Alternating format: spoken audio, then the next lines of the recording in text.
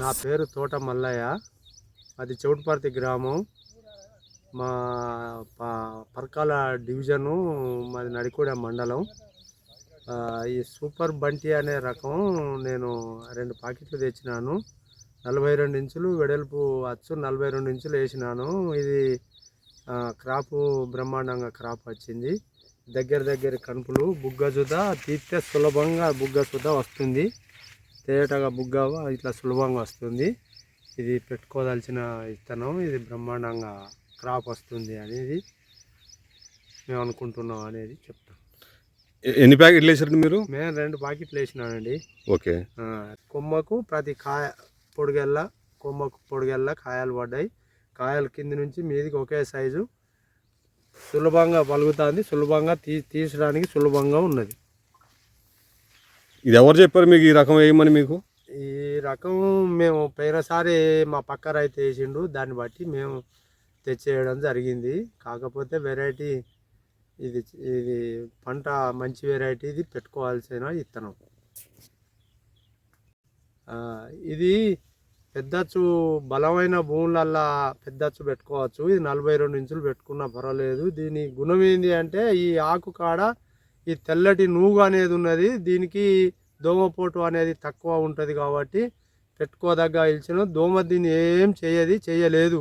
ఎందుకు అంటే ఈ ఆకుకు ముళ్ళు అనేది, తెల్ల ముళ్ళు అనేది వెనక బాధ ఎక్కువ ఉండటం ఇది దోమ దీన్ని ఆశించడానికి వీలు లేదు.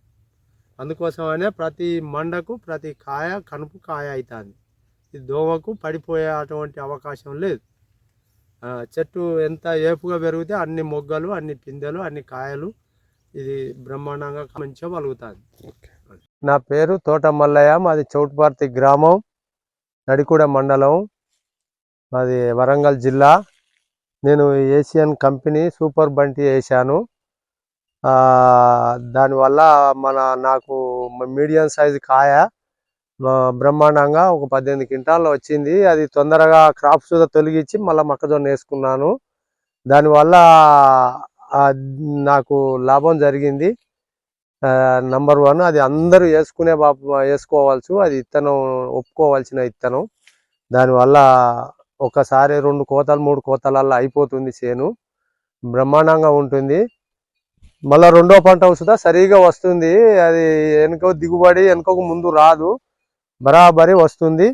ఒక 2 కోతలలో 3 కోతలలో పంటకాలం అయిపోతుంది. అది అందరూ వేసుకోవాల్సిన పత్తి సూత సులభంగా వస్తుంది. తీస్తే పెద్ద బుగ్గ సైజు, కాయ మీడియంగా ఉన్నా కానీ బుగ్గ సైజు పెద్దగా వస్తుంది బ్రహ్మాండంగా. ఏమాత్రం గులాబీ రంగు పురుగు అటాక్ అయితే లేదు దానికి. బాగానే ఉంది సార్, బాగానే ఉంది. మేము కొద్దిగా ఒక పక్క వెడల్పు చేశాను, ఒక పక్క చిన్న చేసుకున్నాను. కొద్దిగా హైటు పెరిగి కాయలు మంచిగా ఎంత పూత వస్తే అన్ని కాయలు పడుతున్నాయి. ఎంత వచ్చింది? మీరు ఎకరం వేసారు కదా, ఎకరంలో దిగుబడి ఎంత వచ్చింది? ఎకరం ఒకసారి 15 క్వింటాల్లో వచ్చింది, ఒకసారి 3 క్వింటాల్లో వచ్చింది. మొత్తం 2 సార్లు అయిపోయింది. 2 సార్లకే ఏరుడు అయిపోయింది, పంటకాలం అయిపోయింది. వేరే రకం వేసారు కదా, దాంట్లో ఎంత వచ్చింది దిగుబడి మీకు? వేరే రకం అది కొద్దిగా ఎర్ర పురుగు అటాక్ అయింది. దీనికి అటాక్ లేదు సార్ ఎర్ర పురుగు. ఈ సూపర్ బంటికి, ఏషియన్ కంపెనీ సూపర్ బంటికి ఎర్ర పురుగు లేదు, కొద్దిగా తక్కువ. అసలు లాస్ట్ కాయ కూసుతే ఎర్ర పురుగు రాలే. ఎందుకు రాలేదంటే, మీకు ఇది తొందరగా పంట వస్తుంది కాబట్టి, తొందరగా కాపు వచ్చేస్తుంది కాబట్టి, అది వచ్చే లోపల మనకు కాపు అయిపోతుంది. ఈ సూపర్ బంటి కాయ నిలబడటాలకు అది పూతల వేరే విత్తనం పూతలో ఉన్నది. దానికి ఎర్ర పురుగు అటాక్ అయింది, దీనికి ఎర్ర పురుగు అటాక్ కాలే. దానివల్ల మన దిగుబడి దీనివల్ల ఇక ఏ కూలోళ్ళు ఎప్పుడు ఇళ్ళనే ఏరుదామని అనేవాళ్ళు. మీకు తొందరగా అయిపోవడం వల్ల తీసి మళ్ళీ మొక్కజొన్న కాడ పంట వేసారు కదా. అవును సార్, ఇది 2 కోతలలో అయిపోయింది.